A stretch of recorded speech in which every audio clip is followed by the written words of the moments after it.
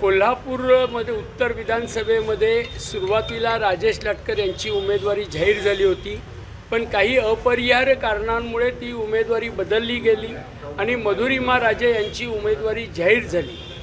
उमेदवारी अर्ज भरताना राजू लाटकर यांनी उमेदवारी अर्ज अपक्ष म्हणून भरला होता, तो त्यांनी मागं घ्यावा विनंती करण्यासाठी स्वतः शाहू महाराज, मालोजी राजे आणि मधुरिमाजी 1 तारखेला त्यांच्या घरी भेटायला गेले होते। त्या भेटायला गेलेले होते त्यावेळी त्या इनसाइड स्टोरीमध्ये मी स्वतः उपस्थित होतो।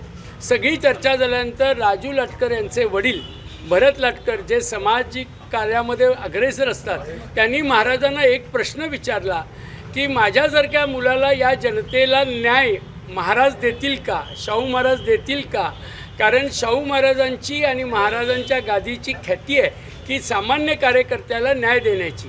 जर यावेळी तुम्ही मला न्याय दिला नाही तर कोल्हापूरचा पुरोगामी विचार कुठेतरी दबला जातोय का, असं त्यांनी वक्तव्य केलं होतं।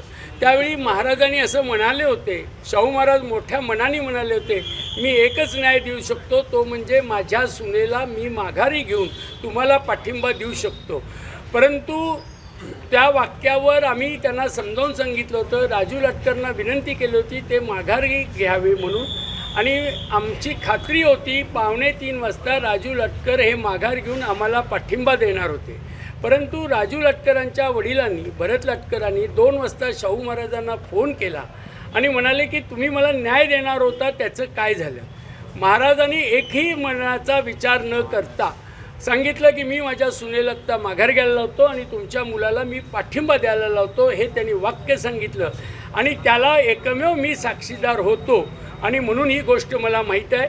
शाहू महाराजांनी या गादीचा मान राखून कोल्हापूरची पुरोगामित्व टिकवलेलं आहे आणि त्यांनी एका सामान्य कार्यकर्त्याला काँग्रेस पक्षाला सांगितलं की उमेदवारी द्या म्हणून। काँग्रेस पक्ष आणि महाविकास आघाडी आता लवकरच निर्णय घेईल, पण एका सामान्य कार्यकर्त्यासाठी ही मधुरिमांची माघारी झालेली आहे। एवढा मोठा निर्णय फक्त महाराजच घेऊ शकतात, हे शाहू महाराजांची गादीच घेऊ शकते, हे जनतेला कळणं अत्यंत महत्त्वाचं आहे।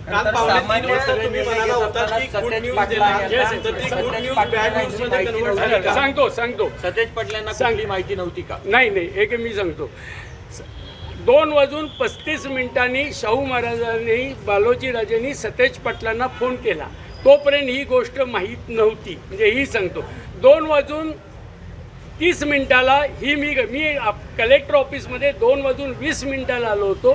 2:20 हे सगळं नीट होतं। कुठल्याही परिस्थितीत राजू लाटकर 2:45 वाजता माघार घेणार हीच न्यूज होती। आम्ही राजू लाटकरांच्या संपर्कात होतो। राजू लाटकरांना मी भेटून 2:30 वाजता कलेक्टर ऑफिसमध्ये आलो, ते 2:45 तिथं पोचणार होते। 2:35 नंतर हा सगळा स्थित्यंतर झालेला आहे आणि फक्त हे बघा, मी मधुरिमा राजेंना सुद्धा विनंती करायला केली होती की तुम्ही माघार घेऊ नका।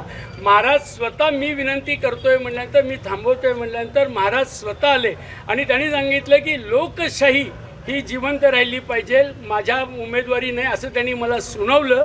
त्या सुनावण्यामागची ही सगळी हिस्ट्री आहे, हे कारण आहे। काही ठरवून झालेलं नाही। एक राजू लाटकरांच्या वडिलांचा फोन ही उमेदवारी बदलायला कारणीभूत ठरलेली आहे। आता कोल्हापूरच्या जनतेला हा स्वाभिमान, हा पुरोगामित्व आम्ही पटवून देणार आहोत। खरं तर महाराजांनी जरी कार्यकर्त्याला संधी देण्यासाठी आपल्या सुनेची उमेदवारी मागितली असली, तर या सगळ्यामुळं महाविकास आघाडीतलं एक पक्षाचं चिन्ह त्या बॅलेट पेपरवर नसणार आहे। हे महाराजांना मी जेव्हा समजावून सांगितलं तर महाराज असं म्हणाले की चिन्हापेक्षा विचार महत्त्वाचा आहे आणि वैचारिक आपण लढाई जिंकू। तुम्हाला येत्या 2-3 दिवसामध्ये स्वतः शाहू महाराज, जर काँग्रेसनं राजू लाटकर यांची उमेदवारी जाहीर केली तर स्वतः महाराज हे या इलेक्शनमध्ये गल्लोगल्ली किंवा सगळ्या लोकांच्यामध्ये प्रचार करतील, मधुरिमा करतील, मालोजी राजे करतील। याच्यामध्ये उमेदवारी पाठवण्यामध्ये कुठलाही डिफरन्स ऑफ ओपिनियन नाही। आभार। महाराष्ट्रातील सर्व बातम्यांचे विश्वासार्ह व्यासपीठ,